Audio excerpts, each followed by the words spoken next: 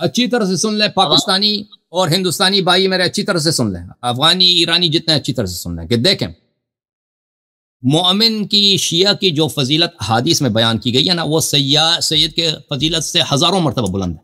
یہ اچھی طرح سے یاد رکھیں. اگر دین اہل بیت طاہرین علیہ السلام سے لینا ہے نا، تو تشیع کی جو فضیلت ہے وہ بہت ہی زیادہ ہے.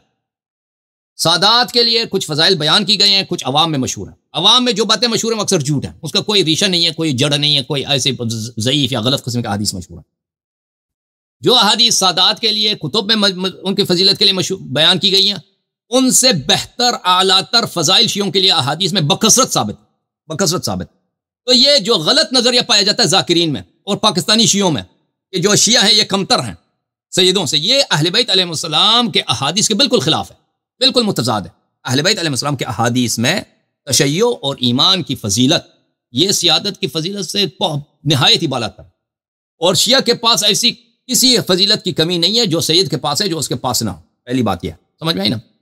جو المؤمن کفو المؤمنہ جو حدیث ہے کہ کس مومن کی بات ہو رہی ہے، یہ ایک جویبر ایک صحابی تھا، کالا تھا، اس کے کانٹیکس میں نازل ہوئی یہ حدیث صادر ہوئی ہے نا.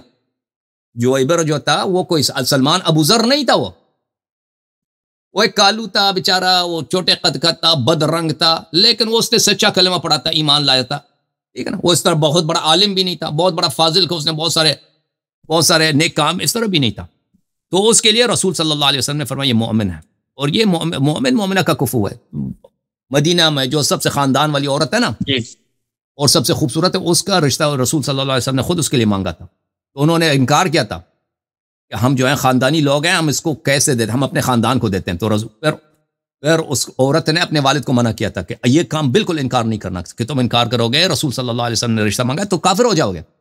تو پھر وہ خود شخص آیا رسول صلی اللہ علیہ وسلم کے پاس اور کہا کہ یا رسول اللہ واقعا آپ نے یہی فرمایا؟ رسول نے فرمایا ہاں میں نے فرمایا کہ جویبر مومن ہے.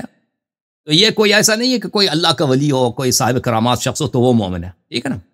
مومن وہی ہے کہ جو 12 اماموں پر ایمان رکھے، ائمہ علیہ نماز پڑھے، روزہ رکھے اور جھوٹ نہ بولے، یہ مومن ہے. جی میں سوال مکمل کر لوں کہ سوال مکمل کرو. جی تو رسول خدا کا فرمان ہے کہ قیامت کے دن میرا نسب قطع نہیں ہوگا. میرا نسب اور میرا باقی سب کے نسب قطع ہو جائیں گے. نسب اور سبب بھی بولا نا، میرا نسب اور میرا سبب بھی بولا. جی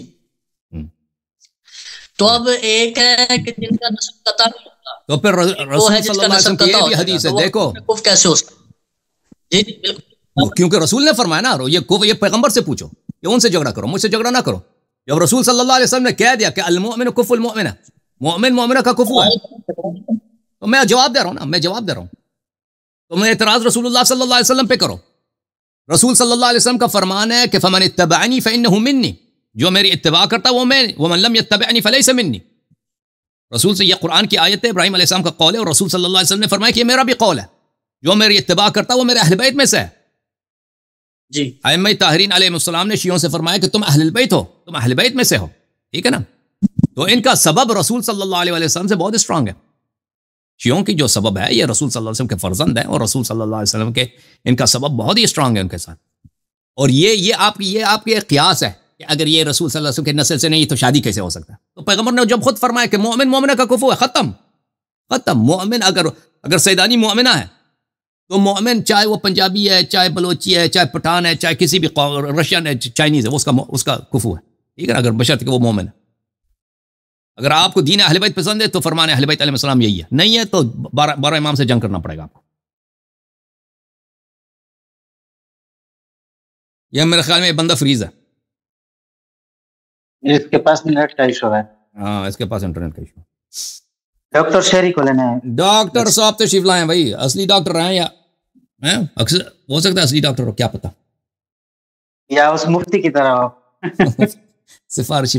اور بھائی آپ اصلی ڈاکٹر ہیں؟ السلام علیکم. ہاں جی وعلیکم السلام علیکم صاحب، کیسے ہیں آپ؟ نوجوانی میں ڈاکٹر بنے؟ علیکم السلام ورحمۃ اللہ. ابھی پڑھ رہے ہیں سیکنڈ ایئر میں MBBS کر رہے ہیں. چلو میں نے صحیح کہا نا، اصلی ڈاکٹر نہیں. صحیح ہے، ابھی پڑھ رہے ہیں. ابھی پڑھ. اور آپ کیسے ہیں؟ ٹھیک ہیں، خیریت سے ہیں؟ اللہ کا احسان ہے. Thank you sir. سنائیں بھائی.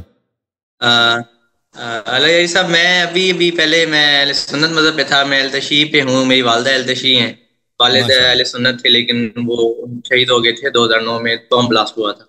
جی سر، تو اللہ رحمت علیہ صاحب میں نے آپ کی ویڈیوز ان کی ویڈیوز کے ان سے میں نے کافی یہ دیکھا ہے کہ نا جو اہل تشیع مذہب ہے اہل بیت علیہ السلام وہی برحق ہے، وہی سچ ہے. لیکن اس میں میرے نا کچھ ایک بات میرے ذہن میں آتی ہے کہ اگر ہم ابھی میں اہل تشیع فرقے پر ہوں تو اگر مجھے کوئی مسئلہ درپیش آتا ہے تو کیا میں وہ اہل بیت علیہ السلام کی بارگاہ میں پیش کر سکتا ہوں یا مجھے اس کی دعا خدا کی ذات سے کرنی چاہیے؟ دیکھیں، یہ اولیاء سے مدد مانگنا چاہے اہل بیت علیہ السلام نہ ہوں، یہ تمام اہل اسلام کے نزدیک یہ جائز ہے، سوائے وہابی حضرات کے. وہابیت کے علاوہ سب کے نزدیک یہ جائز ہے. یہ نہ کفر نہیں ہے، مکروہ بھی نہیں ہے، حرام بھی نہیں ہے، یہ بالکل جائز ہے. تو یہ اللہ سے مانگنا، اللہ سے دعا کرنا، یہ بہت بہترین کام ہے. ٹھیک ہے نا، یہ مسلمان کا شیوہ ہے. بندگی یہی ہے کہ انسان دعا کرے، اللہ سے طلب کرے، ہر چیز اللہ سے طلب کرے، اور اہل بیت علیہ السلام کے صدقے طلب کرے. اگر دعا نہیں ہے انسان کی زندگی میں تو انسانیت ہی نہیں ہے، عبودیت ہی نہیں ہے، بندگی ہی نہیں ہے، ایمان ہی نہیں ہے. لیکن اگر کوئی شخص چاہے کہ اللہ سے طلب کرتا ہے، اس کے علاوہ رسول صلی اللہ علیہ وسلم سے طلب بھی کرے، اب امام حسین علیہ السلام کے بارگاہ میں جا کے طلب کرے، تو یہ بھی اہل بیت علیہ السلام کے احادیث میں اس کا حکم ہے کہ اہل بیت علیہ السلام سے اپنے حاجات طلب کرو. جیسے آپ دنیا میں دنیائی وسائل ہیں، مثلا آپ بیمار ہوتے ہیں، اللہ سے طلب کروں میں اپنی شفا، یا ڈاکٹر کے پاس بھی جاؤں نا، تو میں یہی عرض کرتا ہوں کہ دونوں کرو نا.